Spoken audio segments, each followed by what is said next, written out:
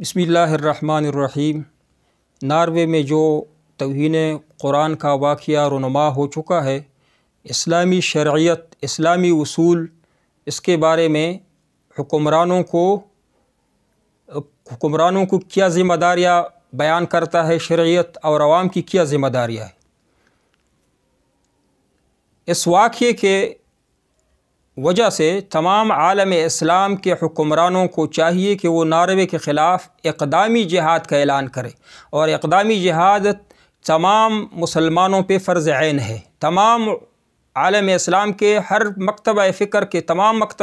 علماء کرام کا اس بات پر اتفاق ہے کہ اگر کوئی کافر ملک اسلامی ملک پہ حملہ کرے تو ان کے باشندوں پر اور ان کے عوام پر اور نزدیک مسلمانوں پہ جہاد فرض عین ہو جاتا ہے۔ تو آج کیوں نہ ہم، جب ان لوگوں نے قرآن پہ حملہ کیا، اللہ کے کلام پہ حملہ کیا ہے، تو کیوں نہ قرآن کے دفاع میں ہم دفاعی جہاد کا اعلان کریں۔ لیکن اگر اس پاکستان کے حکمران یا عالم اسلام کے باقی حکمران جہاد کا اعلان کسی ایمانی کمزوری کی وجہ سے نہ کر سکے، تو ان کی کم از کم یہ ذمہ داری بنتی ہے کہ وہ ناروے حکومت کے خلاف تجارتی روابط بالکل ختم کرے، ان کے تمام مصنوعات کو ملک سے خارج کر دے، اور ناروے کے سفیر کو ملک بدر کرے، ناروے سے اپنا سفیر واپس بلا لے۔ کم از کم قرآن اور اللہ تعالیٰ کے ساتھ ایمان کی جذبے کی وجہ سے، معمولی جذبے کی وجہ سے حکمرانوں کی یہ ذمہ داری بنتی ہے کہ وہ تجارتی روابط ناروے کے ساتھ بالکل ختم کریں۔ اس کے ساتھ ساتھ عوام کی یہ ذمہ داری ہے کہ وہ حکمرانوں کی وجہ سے، اگرچہ تمام عوام، پاکستان کے تمام عوام مسلمانوں میں جہاد کا جذبہ الحمدللہ ہے، موجود ہے، لیکن حکمران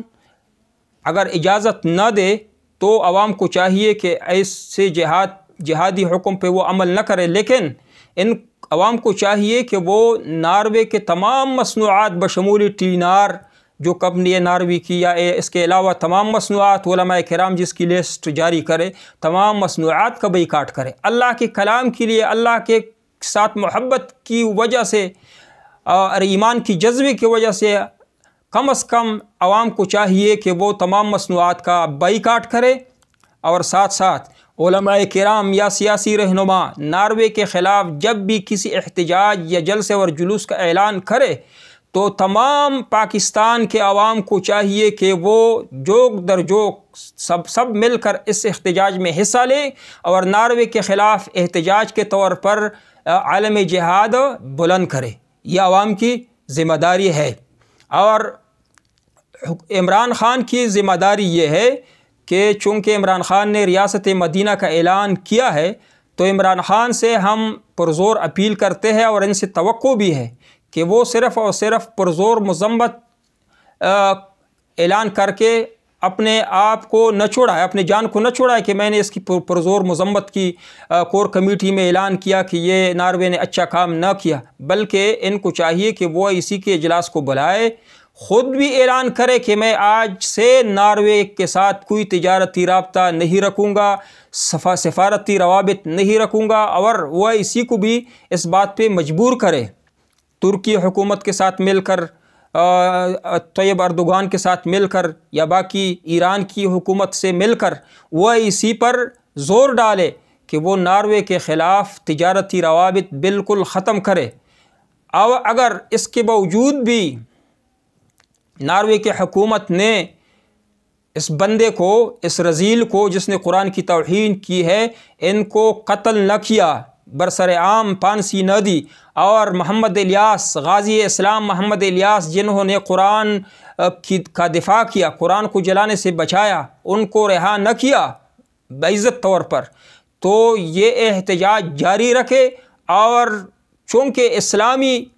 مسئلے کے لحاظ سے، اسلامی اصولوں کے لحاظ سے تو ناروے کے خلاف جہاد فرض عین ہے، کم از کم اقدامی جہاد تو ان کے خلاف کرنا چاہیے، لیکن تب تک ان کے خلاف احتجاج جاری رکھے جب تک کہ وہ محمد الیاس کو رہا نہ کرے،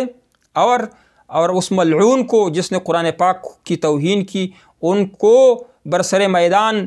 ان کی لاش کو ان کو جلایا نہ جائے یا ان کو برسر عام پھانسی نہ دی جائے۔